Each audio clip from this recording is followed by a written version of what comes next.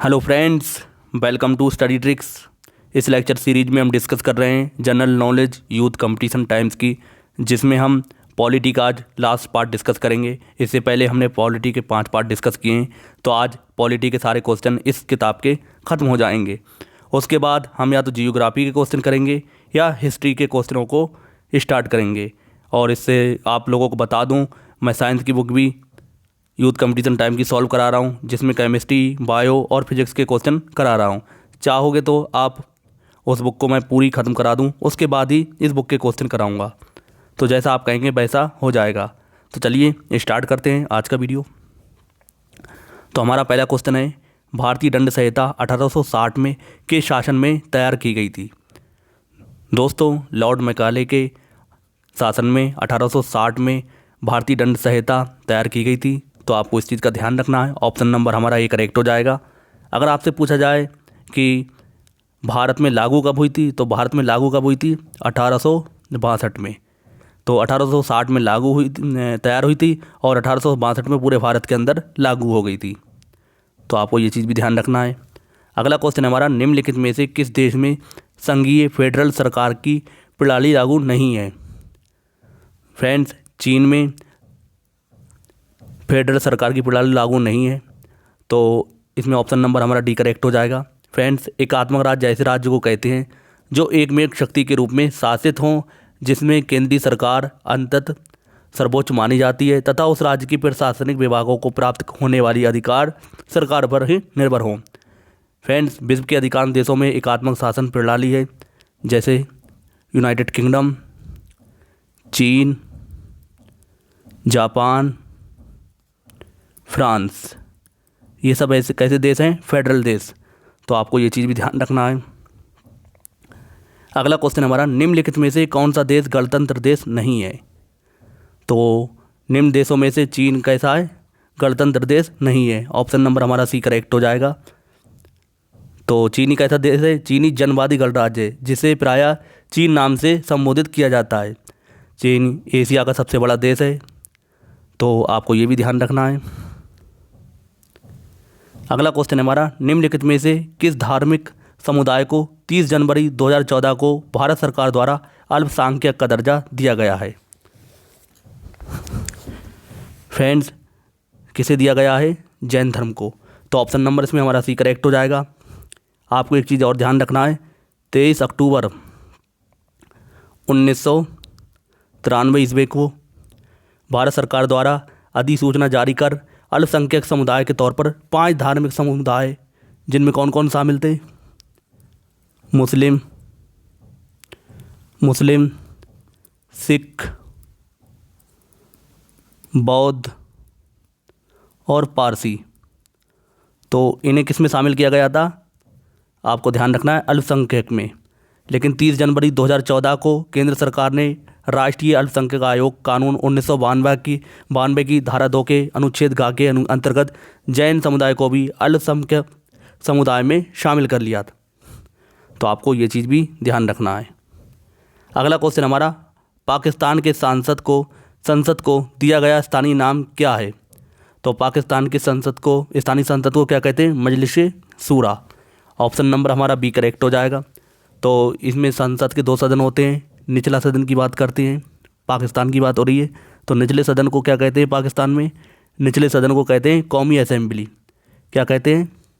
कौमी असेंबली। और जो ऊपरी सदन होता है, ऊपरी सदन को क्या कहते हैं? तो आप इसकी चीज़ को ध्यान रखें, ऊपरी सदन को कहते हैं सीनेट। क्या कहते हैं? सीनेट।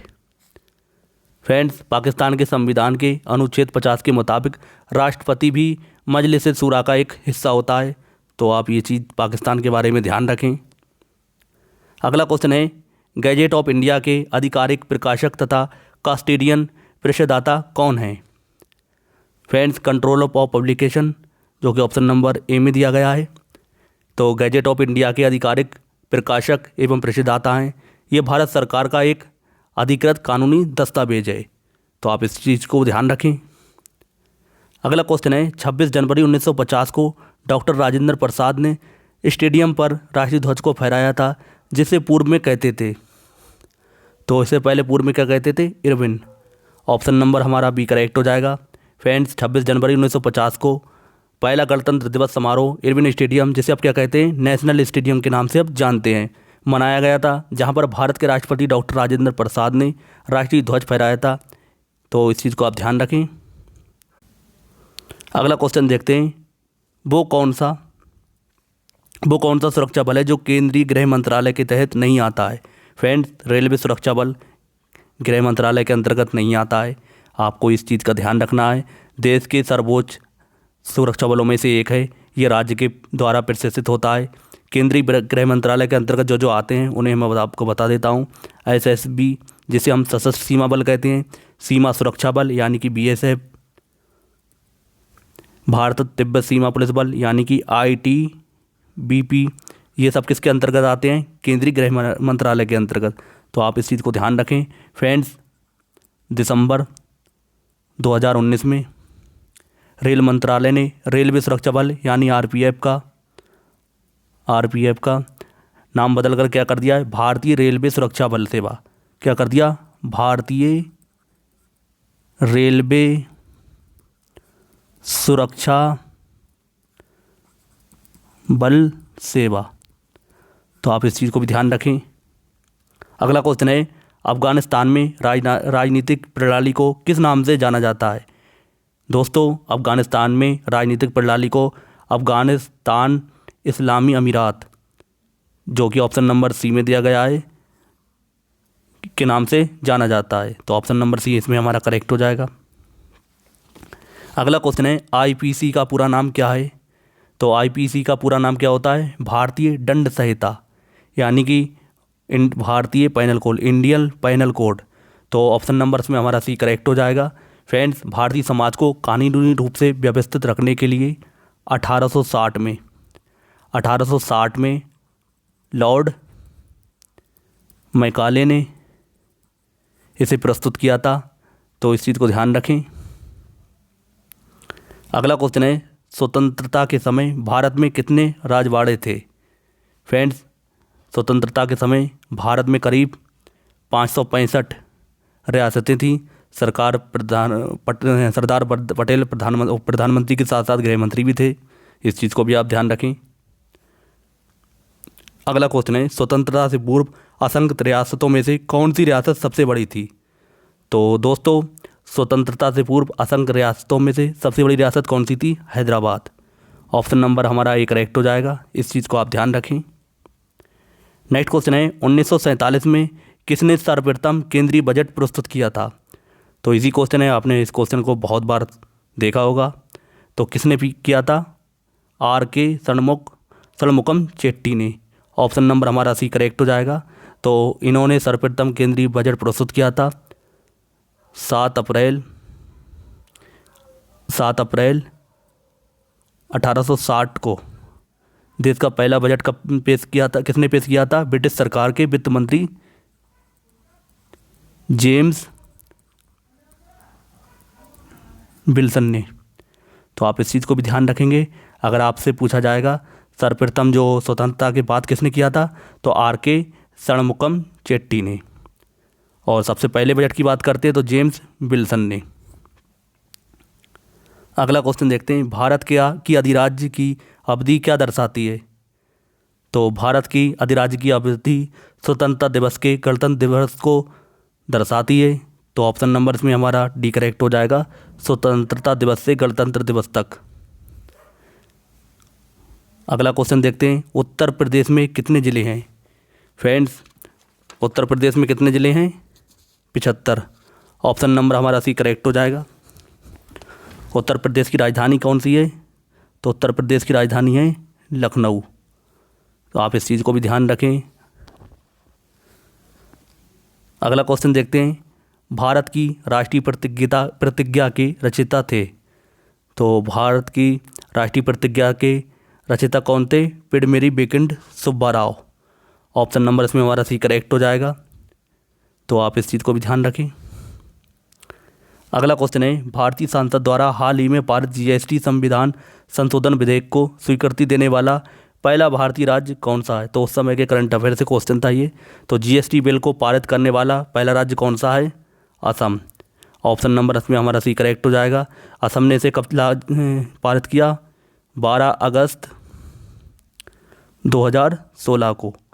तो आप इस चीज़ को ध्यान रखें। 1 जुलाई 2017 को पूरे देश में लागू कर दिया गया।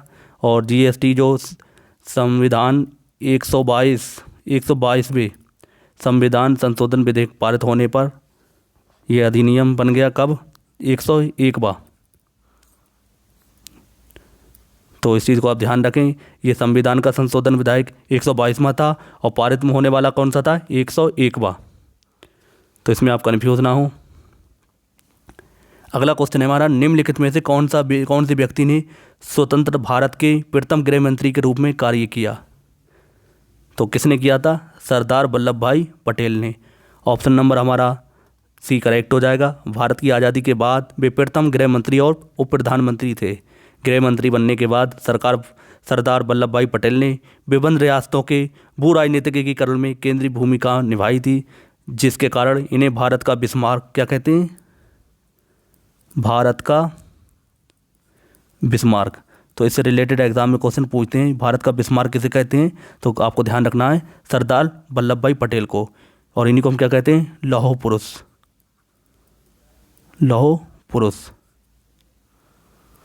इस चीज़ को आप ध्यान रखें। अगला क्वेश्चन है हमारा, 26 जनवरी 2002 के एक कानून के तहत भारतीय राष्ट्रीय ध्वज तिरंगे को फहराने के संबंध में इनमें से कौन सा कथन सही नहीं है? तो इनमें से कौन सा कथन सही नहीं है? आपको इसे ध्यान रखना है। गैर सरकारी नागरिकों को अपने परिसर पर ध्वज फहराने का कोई अधिकार नहीं है। ऑप्शन नंबर इसमें हमारा डी करेक्ट हो जाएगा। तो फ्रेंड्स, 26 जनवरी 2002 को इंडियन फ्लैग कोड में संविधान संशोधन किया गया, जिसके बाद अब कोई भी नागरिक किसी भी दिन झंडा फहरा सकता है। तो आप इस पॉइंट को ध्यान रखें। अगला क्वेश्चन है, किस देश को मुख्य रूप से कम्युनिस्ट माओवादी दलों के द्वारा शासित किया गया था? दोस्तों, कम्युनिस्ट माओवादी दल मुख्य रूप से चीन में कार्य करता था, जिसे चीनी कम्युनिस्ट पार्टी भी कहा जाता है। तो ऑप्शन नंबर इसमें हमारा डी करेक्ट हो जाएगा, चीन।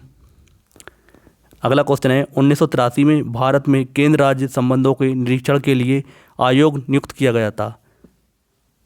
फ्रेंड्स, केंद्र सरकार ने 9 जून 1983 में केंद्र तथा राज्यों के बीच आर्थिक सामाजिक कार्य क्षेत्र में संबंध सर्वोच्च न्यायालय के सेवानिवृत्त न्यायाधीश रणजीत सिंह, कौन थे? रणजीत सिंह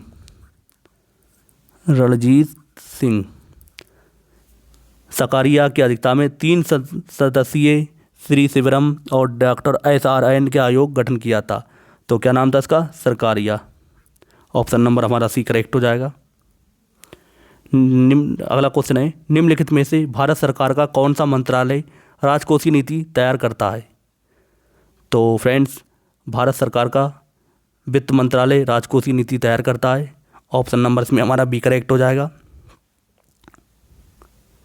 अगला क्वेश्चन है हमारा, राष्ट्रीय विकास परिषद यानी NDC की स्थापना कब की गई? फ्रेंड्स, 6 अगस्त 1952 में राष्ट्रीय विकास परिषद NDC की स्थापना की गई। ये परिषद ना तो संवैधानिक निकाय था और ना ही संवैधानिक निकाय। तो आप इस चीज़ को ध्यान रखें। फ्रेंड्स, ये थे पॉलिटी के इम्पोर्टेंट क्वेश्चन और पॉलिटी के यूथ कंपटीशन बुक के सारे क्वेश्चन खत्म हो गए। आई होप आपने इसकी प्रैक्टिस अच्छे से की है। तो उम्मीद करता हूँ आपको ज़रूर हेल्प मिलेगी। अब आप लोग मुझे कमेंट करके बताएं, इसके बाद हिस्ट्री के क्वेश्चन करना चाहेंगे या फिर आपको जियोग्राफी के क्वेश्चन करना है, तो आप कमेंट करके बता सकते हैं। या फिर साइंस के सारे क्वेश्चन पहले निपटा देते हैं, फिर उसके बाद इस बुक पे आते हैं। जैसा आप कहेंगे वैसा हो जाएगा। तो मिलते हैं हम नेक्स्ट वीडियो में अपने नए प्रैक्टिस सेट के साथ। तब तक के लिए जय हिंद, जय भारत।